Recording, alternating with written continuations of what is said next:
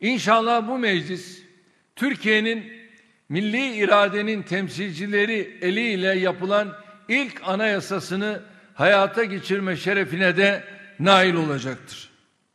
Biz Türkiye'nin gündemine getirdiğimiz ülkemizin ilk sivil anayasasını hazırlama teklifimizde gerçekten samimiyiz. AK Parti ve Cumhur İttifakı olarak kendi hazırlıklarımızı yapıyoruz. Meclisteki diğer partilerden de kendi hazırlıklarını en kısa sürede kamuoyuyla paylaşmalarını bekliyoruz. Şayet diğer partilerin anayasa teklifleriyle kendi hazırlıklarımızı uzlaştırabilirsek, yasama yılı bitmeden meclis bünyesinde bu işi neticeye ulaştırabiliriz. Tabii bunun için öncelikle diğer partilerin anayasa tekliflerini kamuoyuna açıklamaları gerekiyor. Uzlaşma sağlanamaması durumunda ise siyasi partiler olarak zaten yaklaşmakta olan 2023 seçimlerinde hep birlikte milletin terazisine çıkarız. Milletimizin sandıktaki kararı da başımız gözümüz üstünedir. Eksikler, aksaklıklar, düzeltilmesi gereken hususlar yok mudur? Elbette vardır. Hepsinin de farkındayız. Hatta bu doğrultuda yaptığımız kapsamlı çalışmalar da elimizde mevcuttur. Bunların hepsi de çok basit dokunuşlarla, küçük revizyonlarla düzeltilebilecek tali meselelerdir. Yeni anayasa süreci başarılı bir şekilde neticelenirse, devamında bu sorunlar zaten kendi mecrasında çözülür. Böyle bir imkanın olmaması halinde ise seçim sonrasına kadar ortaya çıkacak tecrübeye ve birikime göre biz Cumhur İttifakı çatısı altında kendi düzenlemelerimizi hayata geçirme yoluna gideriz. Mesela biz yeni anayasa diyoruz. Birileri de çıkıyor.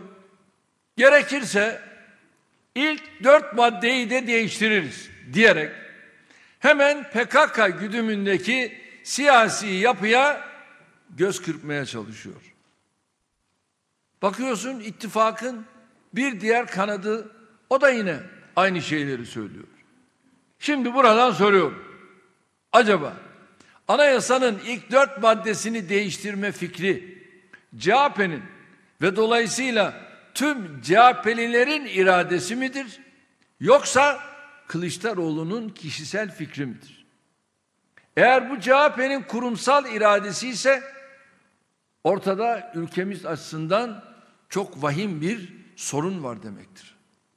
Çünkü bu durumda CHP anayasa gibi temel bir konudan başlayarak tümüyle HDP'nin vesayetine girmiş demektir. Yok, eğer bu Kılıçdaroğlu'nun kendi görüşüyle bu durumda da partisinin politikalarından farklı ajandaya sahip bir siyasetçiyle karşı karşıyayız demektir. Biliyorsunuz bugün 6-8 Ekim olaylarının 7. yıl dönümü.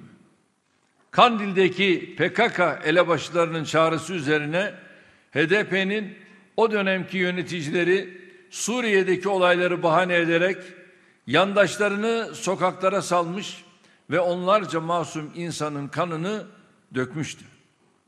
Gördükleri her sakallıyı, kendilerinden olmayan herkesi linç eden bu gözü dönmüş alçakların Yasin Börü başta olmak üzere pek çok masum insanı nasıl vahşice katlettiğini daha dün gibi biliyoruz. Okulları, yurtları, otobüsleri, evleri, sokakları ateşe veren azgın güruhu harekete geçirenler bugün cezaevinde ellerindeki kanın hesabını veriyor. Kılıçdaroğlu da aynı dönemde masumların kanlarının hesabını sormak yerine PKK ve HDP'nin sokağa saldığı azgın güruha hükümet bütün bu sorunları başımıza açan kendisi değilmiş gibi şimdi de misliyle vereceği cezalarla halkı sindirmeye çalışmaktadır diyerek bunlara arka çıkmıştır. CHP'nin kimi milletvekillerinin kimi parti yöneticilerinin sergiledikleri rezillikleri saymıyorum bile. Tek parti dönemindeki faşist uygulamaları zaten başlı başına bir yüz karası olan CHP'nin 28 Şubat'tan 6-8 Ekim olaylarına, Suriye meselesinden Akdeniz'deki gelişmelere kadar yakın tarihimizin her kritik meselesinde nasıl ülkenin ve milletin karşısında saf tuttuğunu unutamayız. Diğer yandan bu hanımefendinin 28 Şubat kararlarına ben imza attım. Hepsine de gönülden inanıyorum. Uygulanması gerektiğine de gönülden inanıyorum sözünü de unutmadık. Aynı hanımefendinin bugün çıkıp başörtüsüne uzanan eli kırarım, koparırım diyen bendim ben ifadesiyle sergilediği tutarsızlığı milletimiz elbette görüyor. İnsanda ilke ve omurga olmayınca işte böyle her devirde ne söylemesi gerekiyorsa onu ağzından saçmaktan geri kalmaz. Bize en ağır, en galiz ifadelerle saldıran herkes gibi bunların da gerisi envai çeşit rezilliklerle doludur. İsterseniz belgeleyelim. İsterseniz bir de bunları görüntülü olarak şimdi izleyelim. Bugün burada özellikle yurtlar meselesi üzerinde kısa da olsa durmak istiyorum. Ekranları başında bizi izleyen milletime, gençliğe özellikle seslenmek istiyorum. Türkiye, dünyanın açık ara en fazla yükseköğretim öğrenci yurdu kapasitesine sahip ülkesidir. Mesela Türkiye'de 724 bin kamu ve 300 bin özel sektörüyle toplamda 1 milyonun üzerinde yurt kapasitesi varken aynı rakam İngiltere'de 550 bin, Fransa'da 365 bin, Almanya'da 290 bin, İspanya'da 91 bindir. Kredi Yurtlar Kurumumuz bugünkü 724 bin yatak kapasitesine 180 bin gibi bir yerden gelmiştir.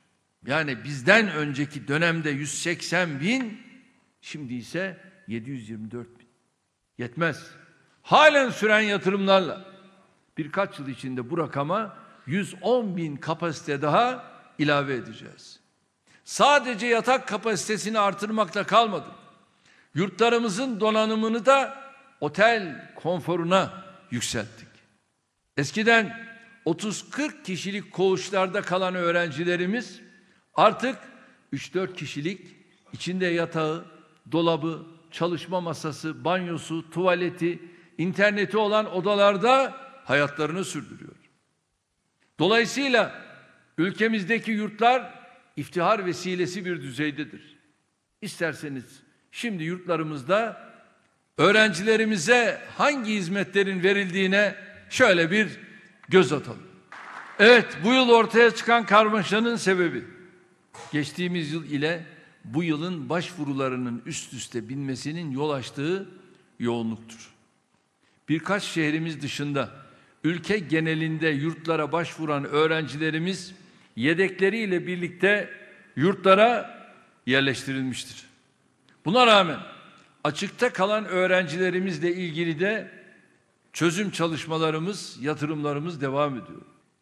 Kendi hocalarına bile saygısı olmayan bu tipleri biz öğrenci olarak kabul etmiyoruz.